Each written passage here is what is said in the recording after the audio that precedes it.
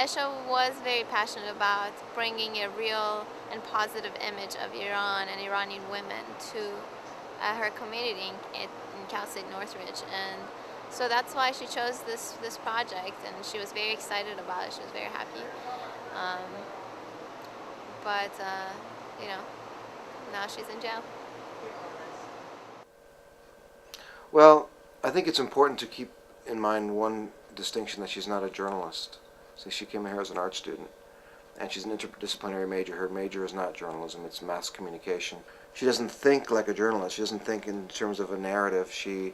Like for example, when she would have to write something to go along with her photographs for my classes, she would write something that read more like a poem than a story. She's very poetic and artistic, and I couldn't break her out of that. I didn't even try, because she was a grad student with a lot of undergrad students, and I let her just be herself. And her work was really interesting. It seems insane that she should be imprisoned for doing something that in this country would be taken for granted that you'd have a right to do. But apparently her affiliation or her interest in feminist issues is what has gotten her into this trouble, because apparently this organization that she was videotaping or filming or interviewing people within is an organization that is not very well favored by the government there. She was born in the U.S. and she grew up in Iran, and so she really loves both countries so very much. And when she was in Iran as a student, she also volunteered at an orphanage where she tried to teach kids how to communicate through art, like express themselves, how they feel through art, by teaching them theater.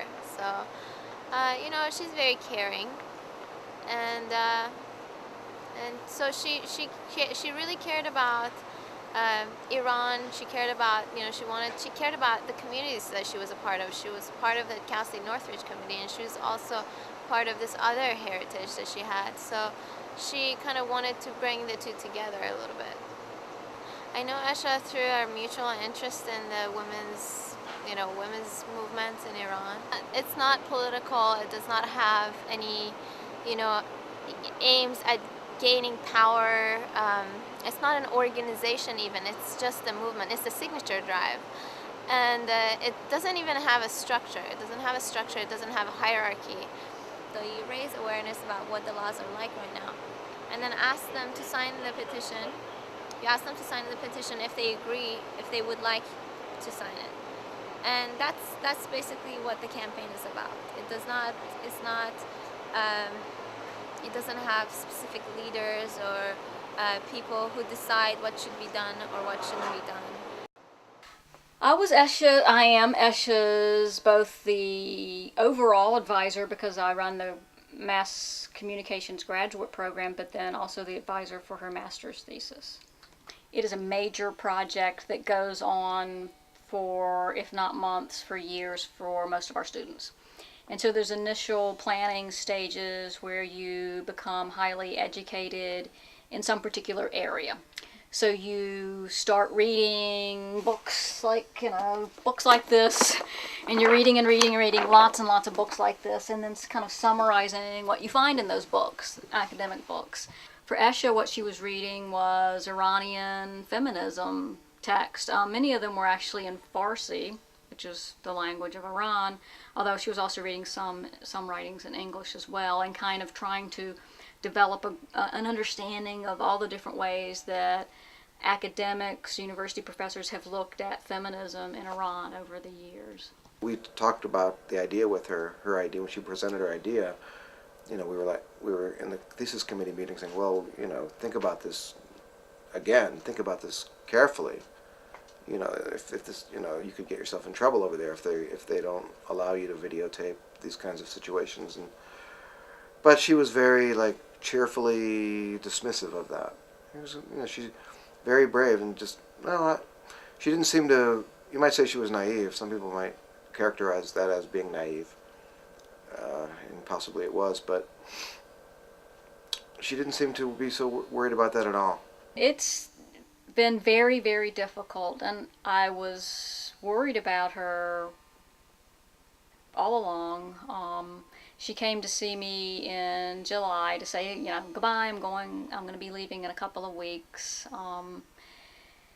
And I said, well, just please just send me an email every couple of weeks, and all I want to know, all you have to say is, I'm okay. There was never any indication that she was, you know, worried about anything, but that's been extremely difficult. Yeah, I mean, they're our students. We don't want anything to happen to our students.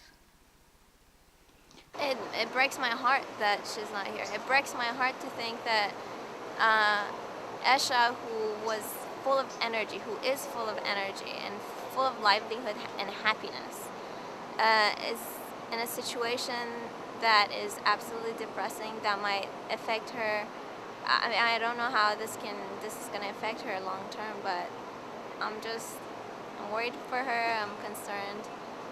You know, her parents don't believe that there is any physical harm being done towards her, but just not hearing anything from her being kept alone and not being able to communicate with anybody outside, in solitary, these things really have psychological effects on you, and I really hope that, you know, her livelihood is not damaged. That's it. The most difficult part beyond just dealing with her imprisonment, which is that's kind of the big thing, is we just want her to be free. Beyond that, the things are fairly small, but we're dealing with having to be in front of the camera, which we never do. We're behind the camera asking the questions, and so that's been a different position for all of us. There's one thing that I constantly think about, and that's the fact that she's not here to speak for herself.